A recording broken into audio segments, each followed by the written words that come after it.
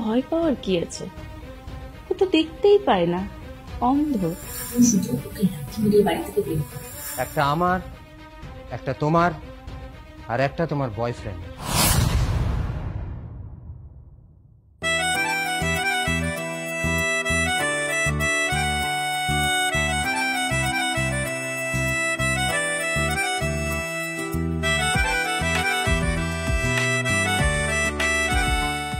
পূজা,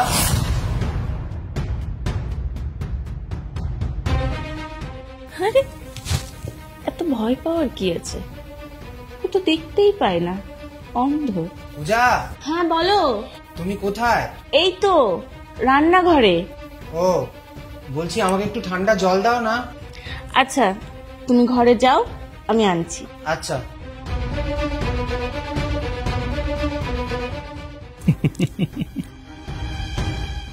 তোমার বর যে বাইরে থেকে ফিরে এসেছে, কই তুমি আমাকে বলনি তো? কাল রাতেই ফিরে এসেছে, তোমাকে বলার সুযোগ পাইনি।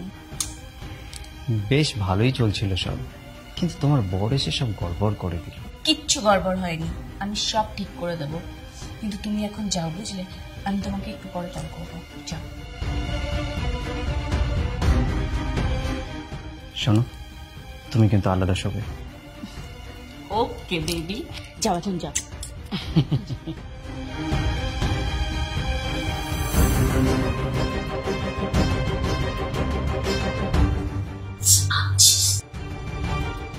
পূজা, কিছু কি হয়েছে? কিছু না তো, একটা মশা কামড় দিল। রাগ করছো কেন? কয়েকটা তো দিন, ওর বেটাকে রাখি এখান থেকে বার। পূজা, তুমি কি কারোর সাথে ফোনে কথা বলছো? না তো। শোনো, আমার কিন্তু আর দেরি সহ্য হচ্ছে না, যা করবার তাড়াতাড়ি করো। পূজা, বলছি চা খাবে? চা? তুমি বসো, আমি বানিয়ে আনছি। না না, তুমি বসো, আমি বানিয়ে আনছি। তুমি পারবে? হ্যাঁ পারবো। আমার বাড়িতে আমার সবকিছুই চেন, আমি চোখে না দেখতে পেলে কি হবে? ঠিক পারবো। তুমি বসো, আমি বানিয়ে আনছি। আচ্ছা।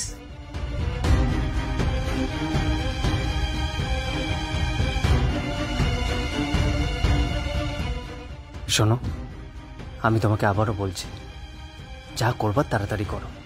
আমি তোমাকে ছাড়া থাকতে পারছি না।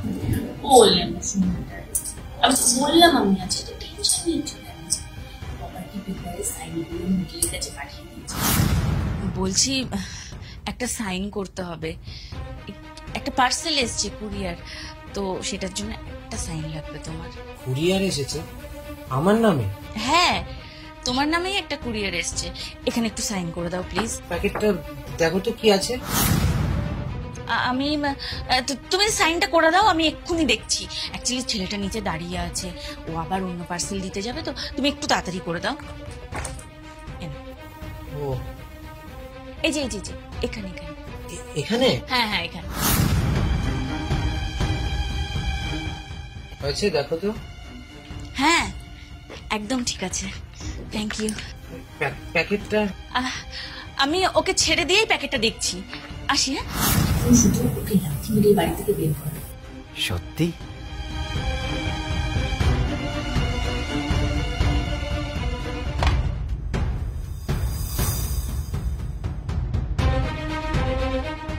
এ কি, তুমি 3টে চায়ের কাপ এনেছো কেন? একটা আমার, একটা তোমার, আর একটা তোমার বয়ফ্রেন্ড।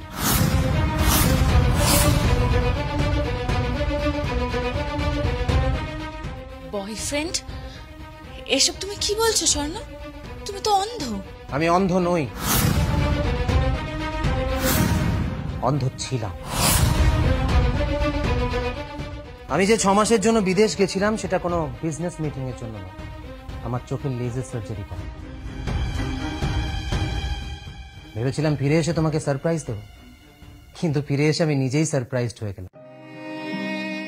আমার সাথে এরকমটা করতে পারলে পূজা, তোমার লজ্জা করলো না? না, করলো না, কারণ এই বাড়িটা এখন আর তোমার নেই, এই বাড়িটা এখন আমার। কিছুদিন আগে তোমার কাছ থেকে আমি এই প্রপার্টির পেপারে সাইন করিয়ে নিয়েছি, এখন শুধু তোমাকে এই বাড়ি থেকে ঘাড় ধাক্কা দিয়ে বের করার অপেক্ষা। তুমি কি আমাকে অতটাই বোকা ভাবছো? তুমি এক্ষুনি যা যা বললে তাই মোবাইলে আমি রেকর্ড করে নিই।